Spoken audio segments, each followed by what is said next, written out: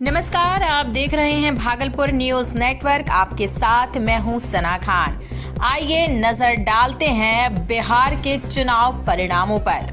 किसकी बन रही है बढ़त और कौन पिछड़ता दिखाई दे रहा है, आइए देखते हैं। बिहार चुनाव के रुझानों में एनडीए ने पार किया बहुमत का आंकड़ा, 200 सीटों से ज्यादा पर बढ़त।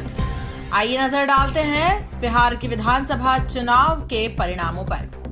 बिहार में विधानसभा चुनावों के दौरान पड़े मतों की गिनती शुरू हो गई है। सुबह 8 बजे से ही मतों की गणना जारी है। इस बीच बिहार में एक बार फिर से एनडीए की ही सरकार बनती नजर आ रही है।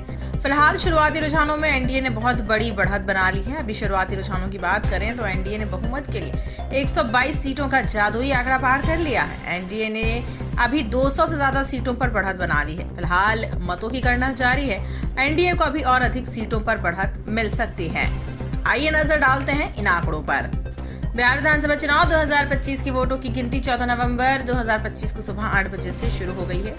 फिलहाल शुरुआती रुझानों की बात करें तो यहाँ बिहार में एक बार फिर एनडीए की बड़ी जीत एनडीए को मिलती दिखाई दे रही है और महागठबंधन पिछड़ती दिखाई दे रही है। आपको बता दें कि बिहार में सरकार बनाने के लिए बहुमत का आंकड़ा 122 है।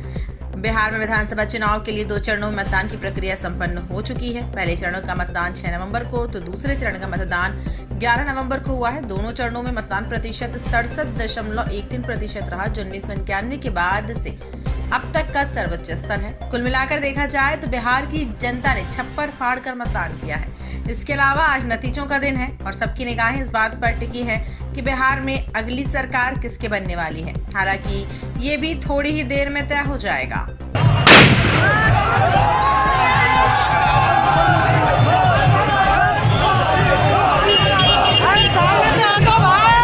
हर हर महादेव। हम सांसद रवि किशन शुक्ल गोरखपुर से। धन्यवाद बिहार के मोदी जी, नीतीश कुमार, फिर नीतीश कुमार, जय हो। ऐतिहासिक वोटिंग। बिहार में जंगल राज, कट्टा राज, गुंडा राज, परिवारवाद, तुष्टीकरण यह सब हार चुका है और विकास जीत चुका है, सुशासन जीत चुका है, गरीब कल्याण जीत चुका है, महिला सशक्तिकरण जीत चुका है। और इसके लिए हृदय से बिहार की एक एक जनता का आभार प्रकट करते हैं और वहाँ के कार्यकर्ताओं को भी बधाई देते हैं। बहुत उन्होंने मेहनत किया है और हमारे माननीय प्रधानमंत्री जी ने तो लगातार सभाएं की। मतगणना का कार्य चल रहा है। आपके समक्ष और आपके माध्यम से तमाम महागठबंधन के जो हमारे उम्मीदवार हैं अलग अलग इलाकों में, उनसे ये कहना चाहेंगे कि एक मनोवैज्ञानिक खेल भी चल रहा है। जो तमाम ओपनिंग हुई है उसका अगर सिलसिला आप देखें तो जाहिर तौर पर जो उनके जिसको कहते हैं मजबूत पक्ष वो खुले हैं। 5 से 7 राउंड एवरेज हुआ है, एवरेज।